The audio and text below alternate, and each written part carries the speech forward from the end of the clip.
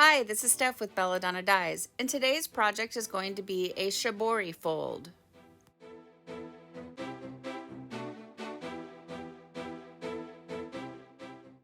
So first I start with a shirt smoothed out in front of me, and then I'm going to accordion fold it.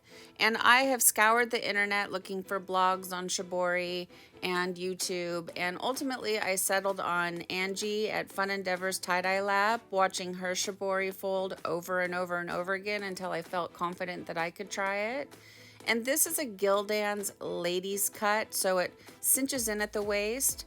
So it's not necessarily like a perfectly straight line when it comes to the edges, but just do the best you can. And I can't really explain, in detail because depending upon what size shirt you are going to start with is how wide these folds are going to be.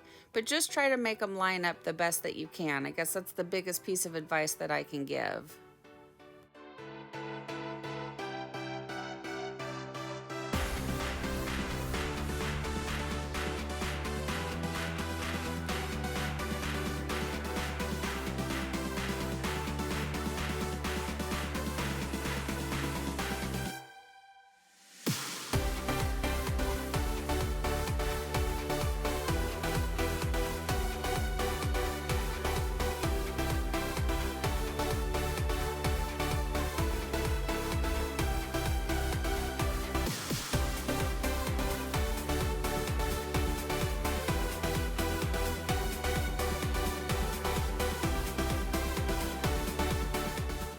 And then I'm going to use clips just to hold it all together while I do the next part of the folding.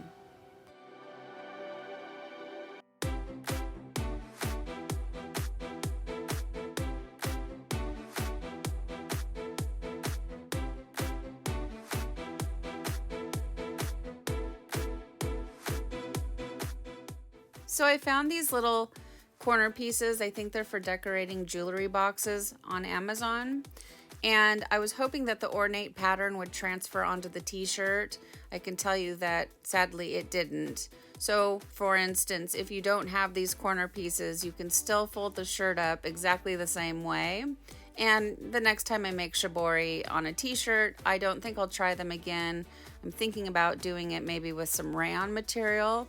Something that's more lightweight might be able to transfer that pattern onto it. But imagine how cool it would have been, if that pattern shows up on the shirt.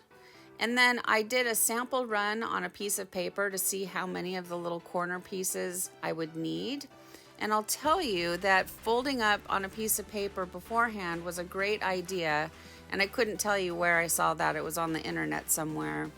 But it helped me have an idea of what the shirt's going to look like when it's opened up. So give that a try and see if folding a piece of paper up first is helpful in your, planning of your design.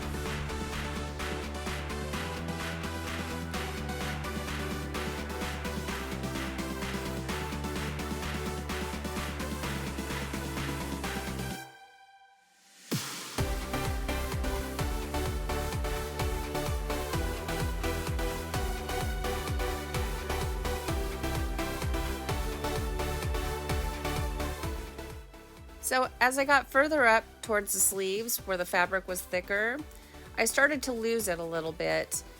First of all, you have to hold all of those triangles together, otherwise it'll go boing and you have to start over. And then the sleeves were also coming undone and the folds weren't lining up just perfectly. And for those of you that follow along, you know that I'm like a perfectionist and I want everything to just be lined up just so. I had to get over that and just do the very best that I could and just keep on going. And then once I had it folded up the way that I liked it, I secured it by using my second favorite rubber bands.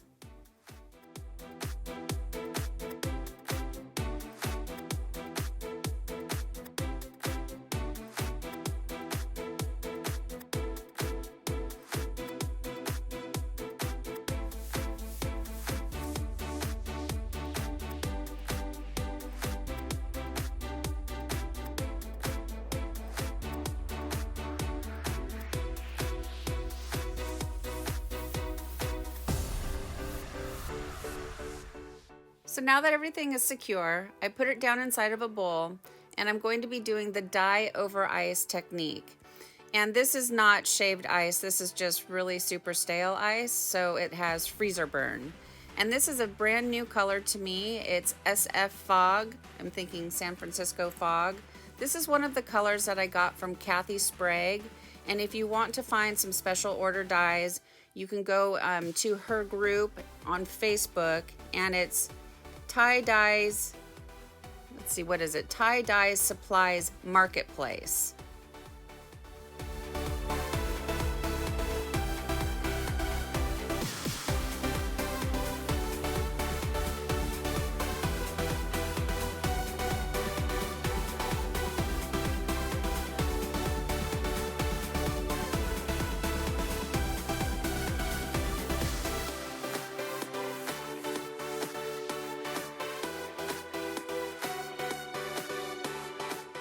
So as you notice, I've placed the bowl down inside of another container. I don't trust these bowls from the Dollar Tree. They usually have a cracked bottom. And then I put the lid on it and I applied heat by wrapping it in an electric blanket and I let it batch for 48 hours. It's still really cold here in Oregon. I don't know if you guys heard, but we had like a foot of snow yesterday in April. That is absolutely unheard of. And so I looked it up online. It's been 80 plus years since there was snow in April here in Oregon and Washington. So, okay, let's get to the rinse out. So you want to start by using cold water to rinse away any soda ash that might still be reacting within the fabric, and then increase your water up to hot and rinse until the water runs pretty much clear. From here, I take it to the washing machine and I do however many hot water cycles it takes using Curolon until that hot water part of it is basically clear. And once that water's clear, and it's usually about 2 cycles, I know that I'm ready for my third hot water cycle using Millsoft. And Millsoft is a professional fabric softener, and I get both Curolon and Millsoft from Dharma Trading Company. And there are links down below in the description box for both of those and everything else that I use for tie-dye, so make sure you check that out. Then I put it in the dryer and I iron it, and we'll come back and we'll see the results. Well, here it is, guys. Here's our Shibori ice dye in the Muck, my version of it, after it's been washed and dried, and I think it turned out really cool. I didn't know what to expect because I've never made one before, and I like the results. I suppose my way of adding the dye is not the traditional Shibori method, but I was curious what the SF Fog was going to do, and I really like this color. I think it has some nice color splits. So overall, I'm happy with it. Like I said, I wish that pretty ornate pattern would have showed up on the shirt, but I'm okay with it that it didn't. And then here's Bella wearing it outside. And I just think it's a really overall a pretty cool, attractive shirt. So what do you guys think? Thank you so much for watching. Please subscribe to my channel, leave a thumbs up, and click the bell and set it to all. That way you get notified of future uploads. And remember, have fun tie-dyeing.